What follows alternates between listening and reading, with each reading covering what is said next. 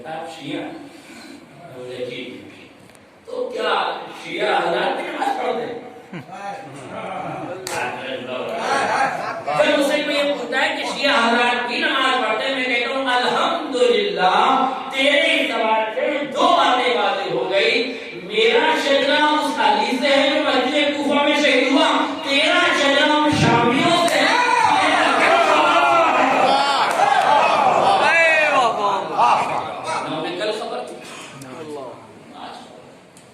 اس طریقے سے میرے توجہ کیجیے گا. اس طریقے سے 40 ہجری میں علی کے خلاف یہ پروپیگنڈا ہوا. ذرا سے جذبات پہ کنٹرول کیجیے تاکہ میں اپنی بات کو سمجھوں. 40 کی بات نہیں ہے، حالانکہ ابھی تک تو حکومت پر علی شہید کی ہے نا، اتنا تو پتا ہونا چاہیے تھا امت کو. مگر چونکہ شام والوں کو خالی اتنا ہی نہیں ہے، وہ سبزیاں اگائی گئی ہیں جس سے انسان کا ذہن کند ہوتا ہے. آپ کیا سمجھ رہے ہیں؟ قوموں کے ذہنوں کو بھی حمال کیا جاتا ہے، قوموں کے ذہنوں کو کند بھی کیا جاتا ہے. میں یہی تو کہہ رہا ہوں اگر آپ اپنی منصوبے نہیں بنائیں گے تو آپ کے خلاف سب منصوبے بنانے کے لیے تیار ہیں. آپ کی مرضی ہے، چاہے اپنے مخالف کے منصوبوں کا انتظار کریں یا خود منصوبے بنا کے اپنی قوم کا تحفظ کریں. اختیار آپ کے ہاتھ میں. ابھی تک آپ کے اختیار میں ہے، مگر آنے والے 10-15 سال کے بعد یہ اختیارات سب بھول جائیں گے. اس لیے کہ خدا اسی قوم کی مدد کرتا ہے جس میں حرکت ہوتی، وہی برکت دیتا ہے خدا. جو ثابت تو ثابت ہو جائے وہاں لہٰذا کوشش کیجیے، توجہ رکھیے گا. 60 ہجری ہو گئی. کتنی؟ 60. حاکم شام واسطے جنم ہوا، یزید تخت حکومت پہ بیٹھا، کربلا ہو گئی. جو حملے ہوئے آل محمد پر وہ حملے میں نہ ختم کر رہا ہوں اپنی بات کو، آپ منظر لے کے جا رہا ہوں. یہ پورا سلسلہ 60 ہجری میں 61 ہجری میں جب یہ قافلہ شام میں آیا، ابھی دربار میں نہیں آیا بلکہ دربار سے پہلے ایک شخص مسجد سے باہر نکلا. میں اس کی سیاست سے بتاؤں تاکہ پھر آپ کا اندازہ ہو آل محمد کی عظمت. ایک شخص مسجد سے نکلا، چوتھے امام کو دیکھا تو نعوذ باللہ من الشیطان کہتا ہے اچھا ہو آپ دین کے دشمن ہیں، آپ دین کے نام کی غدار ہیں، آپ کے ساتھ ایسا کیوں ہوتا ہے؟ امام نے کہا بھائی تو مسجد سے نکل رہا ہے، تو نمازی بھی لگ رہا ہے، تو ایسی باتیں کیوں کہہ رہا ہے؟ سنیں گے پلٹ کے کیا کہوں. آپ کا مسجد سے کیا تعلق؟ جو 40 ہجری میں علی کے لیے کہا تھا وہ 60-61 ہجری میں چوتھے علی کے لیے. اس کا مطلب یہ کہ ابھی تک شام والوں میں بیداری نہیں پیدا ہوئی. اب تک شام والے اسلام کو تو جانتے ہیں، بانی اسلام کو تو جانتے ہیں، مگر اولاد رسول کو بظاہر نہیں جانتے. نہیں جاننے کا نتیجہ تو ہوا امام نے کہا تم نے قرآن نہیں پڑھا. کہا قرآن سے کیا مطلب؟ کہا کیا تم نے آیت تفسیر نہیں پڑھی؟ کہا پڑھیے. اس سے آپ کیا رہا؟ کہا کس کی شان میں؟ کہا اہل بیت کی شان میں. کہا ہم بھی تو اہل بیت ہیں. اللہ کہا محمد نہیں پڑھی؟ کہا پڑھیے. کہا کس کی شان میں؟ کہا آل محمد کی. کہا ہم تعلق. کہا خمس نہیں پڑھی؟ کہا پڑھیے. کہا کس کی شان میں؟ کہا آل محمد کیا حصہ؟ کہا ہم تو آل محمد. اللہ اکبر. نمازی مسجد کے زینوں سے نکلا، امام کے قدموں پہ آ گیا. مولا معاف کر دیجیے ہمیں پتہ نہیں تھا.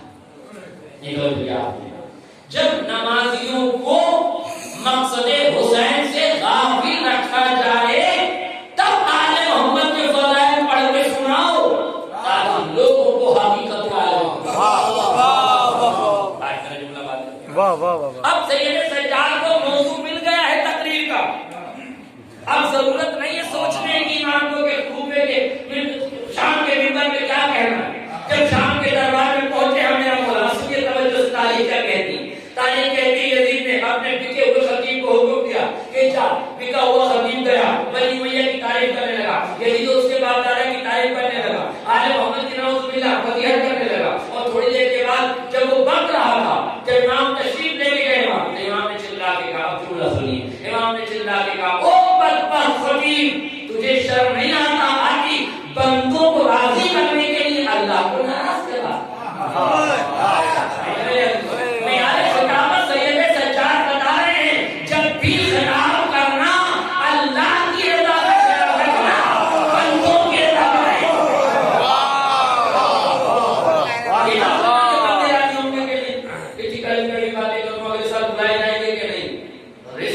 کے ہاتھ حالت میں.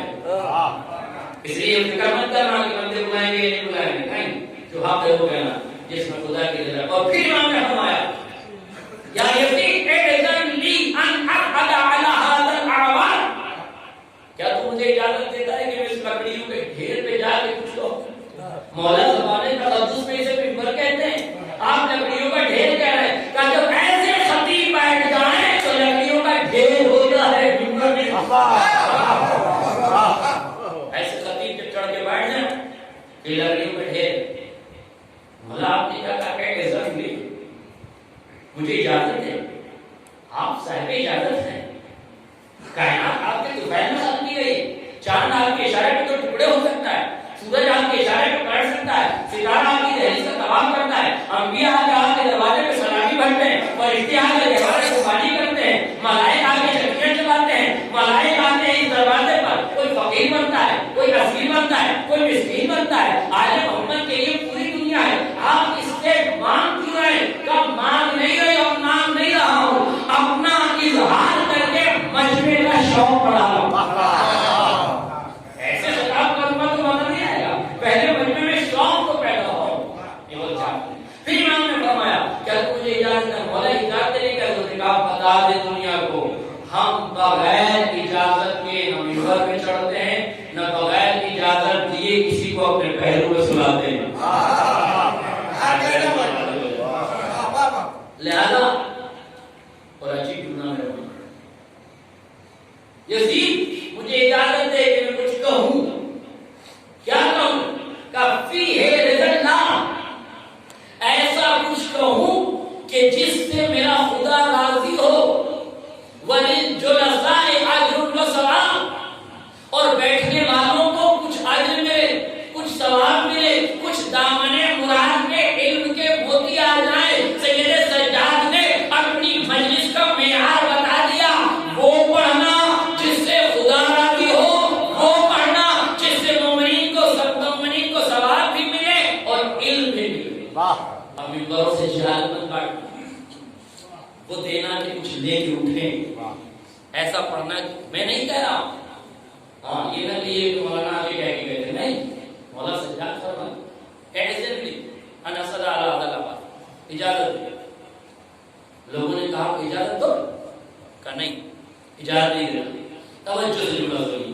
یزید کا بیٹا یزید کے پہلو میں بیٹھا, کہا بابا یہ بیمار ہے, یہ علیل ہے, یہ ناتواں ہے, ہاتھوں میں ہتھکڑیاں, پیروں میں بیڑیاں ہیں, یہ کیا آپ کے خلاف بولے گا؟ تلوار آپ کی, حاجب آپ کے, سپاہی آپ کے, لشکر آپ کا, پورا دربار آپ کا ہے. توجہ رکھیے, دربار آپ کا ہے, آپ اسے بولنے دیجیے. آپ سنیے جملہ یزید کا. یزید اپنے بیٹے سے کہتا ہے اگر یہ ممبر پہ چڑھے گئے تو اس وقت تک نہیں اتریں گے جب تک ہمارے خاندان کی قلعہ نہ کھول دیں. اِنَّا مِنْ اہلِ بیت رسول اللہ, یہ رسول کے اہل بیت میں سے ہے. ضبط العلم ضبطاً ضبطا, انہیں نبی نے ایسے علم بھرا ہے جیسے پرندہ اپنے بچے کو دانا بھرتا ہے. یہ کیا ہے؟ یہ نبی کی حدیث ہے جو حضرت علی کی فضیلت میں ہے. کیا ہے؟ حضرت علی کی فضیلت میں ہے, نبی کی حدیث ہے. علی نے فرمایا مجھے پیغمبر نے ایسے علم دیا ہے جیسے پرندہ اپنے بچے کو دانا چراتا ہے. یزید تو کیا کر رہا ہے؟ اس تخت پہ بیٹھ کے علی کی حدیث پڑھ رہا ہے, رسول کی حدیث پڑھ رہا ہے, ان کے علم کا اعلان کر رہا ہے. ارے تیرے باپ دادا نے 50 برسوں تک حدیثیں لکھنا بند کی تھی, تو اسی ممبر پہ ان کی حدیثیں سنا. تو اسی ممبر پہ ان کی حدیثیں سنا رہا ہے. سید سجاد دنیا کو بتا رہے تھے یہ حدیث نہیں سنا رہا ہے, سجاد کی جیت کا اور اپنی حالت کا اعلان کر رہا ہے.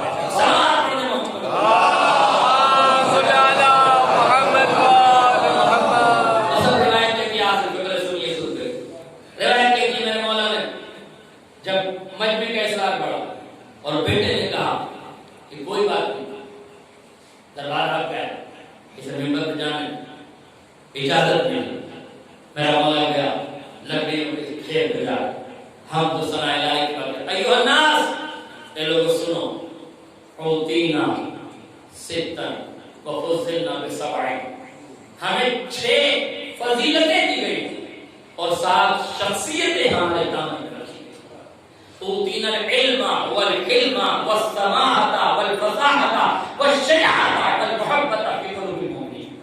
ہمیں اللہ نے علم دیا، حلم کو جواری دی، ہمیں اللہ نے کرامت دی، ہمیں اللہ نے فصاحت دی، ہمیں اللہ نے شجاعت دی، ہماری محبت مومنین کے دلوں میں رکھی. وَفُضِّلْنَا بِسَبْعٍ، ہمیں 7 فضیلتیں اور 7 شخصیتیں عطا کی ہیں. من النبی المختار، نبی مختار ہم میں سے تھے. من الصدیق، اور صدیق اکبر علی ہم میں سے تھے. وَمِنَّا جَعْفَرُ الطَّیّار، اور جعفر طیار بھی ہم میں سے تھے.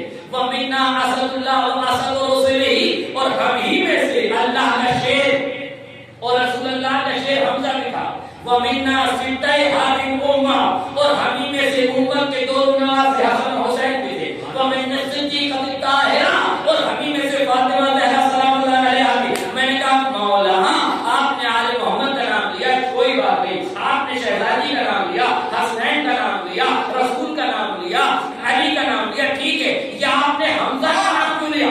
آپ نے حمزہ کا نام کیوں لیا؟ کئی شام والوں کو بتا دوں میں حمزہ کا بیٹا ہوں، یہ ہندا کا بیٹا ہے.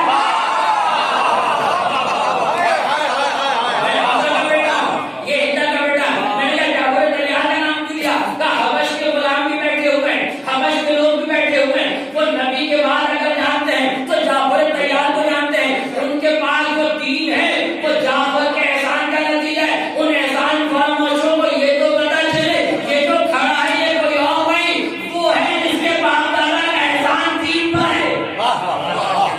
میں جعفر طیار، ہم نے جعفر طیار اس بارے میں فرماتے ہیں من عرفنی فقد عرفنی، جو مجھے جانتا ہے وہ جانتا ہے. ومن لم یعرفنی، اور جو مجھے نہیں جانتا انبأتہ بحسبی ونسبی، میں اسے اپنا حسب بھی بتاتا ہوں، میں اسے اپنا نسب بھی بتاتا ہوں. مولا اس منبر سے آپ حسب و نسب کیوں بتا رہے ہیں؟ کہا یہی تو دنیا کو بتا رہا ہوں. 38 سال سے جو لوگ اس منبر پہ تھے ان کے حسب و نسب کا پتہ نہیں ہے، چند لمحے جو آیا ہے اس کا حسب پتہ.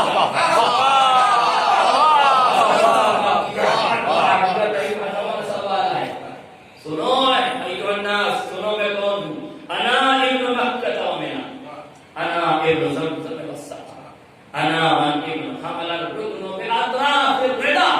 میں مکی کا بیٹا ہوں، میں مینا کا بیٹا ہوں، میں زمزم کا بیٹا ہوں، میں زمزم کا بیٹا ہوں، میں اس کا بیٹا ہوں جس نے ردا میں زکات سمیٹی، غریبوں کو بانٹا. انا ابن من خیر طاف وسعى، میں اس کا بیٹا ہوں جو بہترین صحیح کرنے والا، جو بہترین طواف کرنے والا. انا ابن خیر من طاف ولبى وحج، میں اس کا بیٹا ہوں جو اللہم لبیک کہنے والا تھا. میں اس کا بیٹا ہوں جو حج بیت اللہ کرنے والا ہوں. انا ابن من بلغ جبرائیل به الى السماء، میں اس کا بیٹا ہوں جسے جبریل امین سوار کر کے آسمان کی بلندی ہو گئی. انا ابن من دنا قاب قوسین او ادنی، میں اس کا بیٹا ہوں جو قاب قوسین او ادنی کی منزلوں میں گیا. اس کے بعد میں مولا گریڈ لیتے ہوئے دوسری طرف آگے کہتا ہے انا ابن من ضرب خراطیم الخلق حتی قال لا الہ الا اللہ، میں اس کا بیٹا ہوں جس نے اپنی تلوار سے لوگوں کو بتایا کہ لا الہ الا اللہ کیا ہے، یہاں تک کہ لوگ دائرہ ایمان میں داخل ہو گئے. انا ابن من ضرب بین یدی رسول اللہ بالسیفین، میں اس کا بیٹا ہوں جس نے 2 تلواروں سے جنگ کی ہے. من ہاجر ہجرتین، جس نے 2 ہجرتیں کی ہیں. من صلی القبلتین، جس نے 2 قبلوں کی طرف نماز پڑھی ہے. من بایع البایعتین، میں اس کا بیٹا ہوں جس نے 2 بیعتیں کی ہیں، بیعت شجرہ بھی اس نے کی ہے، بیعت رضوان بھی اس نے کی ہے. میں اس کا بیٹا ہوں. انا ابن من تاج البکائین، میں تاج بکائین کا بیٹا ہوں. وارث المسلمین، اس کا بیٹا ہوں جو مسلمانوں کا وارث ہے. نور المجاہدین، میں اس کا وارث ہوں جو مجاہدوں کا نور ہے. میں اس کا وارث ہوں جو زین العابدین، جو عبادت گزاروں کی زینت ہے. میں اس کا بیٹا ہوں. قاتل الاسلام، جس کی تلوار نسلوں کو دیکھ کے چلتی تھی. قاتل الاحزاب، جو فوجوں کو پاٹ دیا کرتا تھا. میں اس کا بیٹا ہوں جو میدان میں شیر میخان حیدر بن کے ابھرتا تھا. میں اس کا بیٹا ہوں جو لیس الحجاب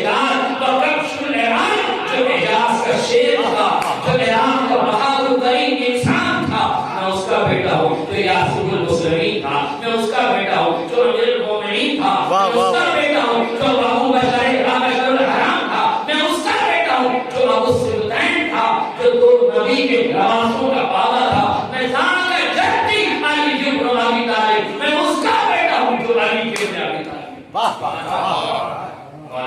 واہ، پورے خطبے میں آپ نے آل محمد کی فضائل ہے، علی کی فضائل ہے۔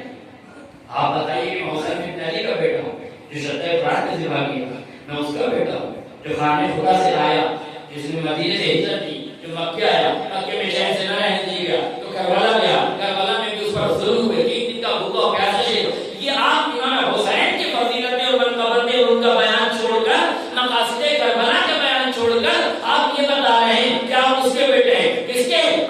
میں اس کا بیٹا ہوں۔ بدری، حیدری، حنینی، شجری، مکی، مدنی، سمح، سخی، بہی، بہلول، مقدام، ذکی، میں اس کا بیٹا ہوں جو بزرگی میں، جو کرامت میں، جو شجاعت میں، جو فصاحت میں، عالم میں یہاں پر فائز ہے۔ مولا آپ کیوں بلائے بیان کریں؟ کیا تم نے محسوس نہیں کیا ہے میں جس جگہ خطبہ دے رہا ہوں وہ شام کے لوگ ہیں، انہیں علی و فاطمہ کے رشتوں کے بارے میں پتہ نہیں تھا، جو ذخیر پردہ بنی امیہ نے چڑھایا تھا، اب سجاد کے لفظوں کی ذوالفقار سے اس پردے کو چاک چاک کر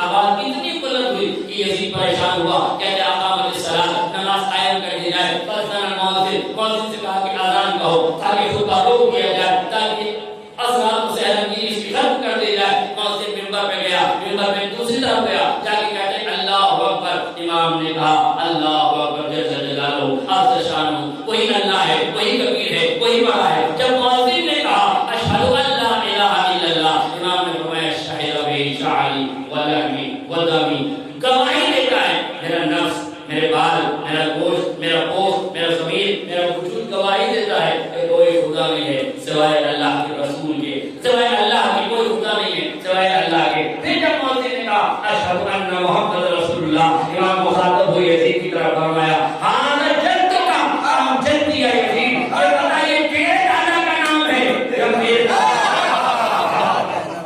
یہ تیرے دادا کا نام ہے، میرے دادا کا نام ہے۔ انسان کا خبر کا ہے، اگر تو کہتا ہے میرے دادا تو تو جھوٹا بھی ہے، تو کافر بھی ہے۔ وَإِن قُلْتَ جَدُّكَ، اگر تو یہ کہتا ہے کہ یہ تمہارے دادا ہے، فَلِمَا قَتَلْتَ الْعِتْرَةَهُ، تو تو بتا تو نے کس کی فطرت کو قتل کیا ہے۔ پھر امام متوجہ ہوئے میں پوچھا کہ حنان بتاؤ حل فیکم جدُّ رسول اللہ، ہے تم ہے جس کا دادا رسول اللہ ہو؟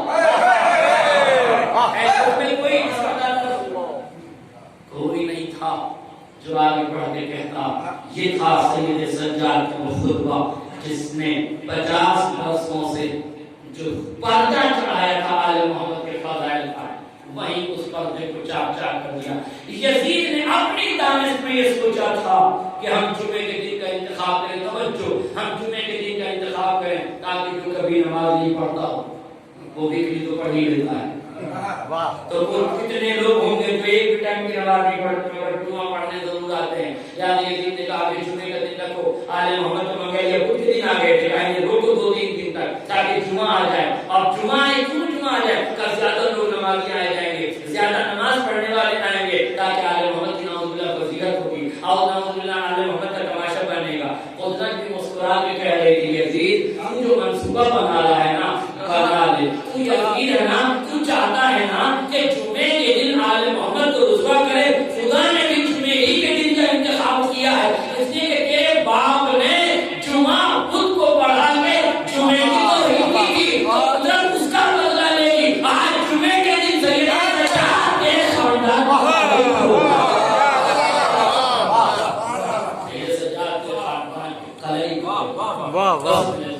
تمام ہو گئی۔ اس طرح جناب سید سجاد نے خطبہ دیا جس سے تملے کی بنیاد رکھی گئی۔ اور دوسرا خطبہ شہزادی زینب نے دیا جس میں یزید کو للکارا ہے اور للکار کے آپ نے فرمایا فواللہ لا تم ذکرنا یزید کو ہمارے ذکر کو مٹا نہیں سکتا. ذرا سا مجھے اجازت ہے 2 منٹ میں بات کو مکمل کروں اور مسائل کو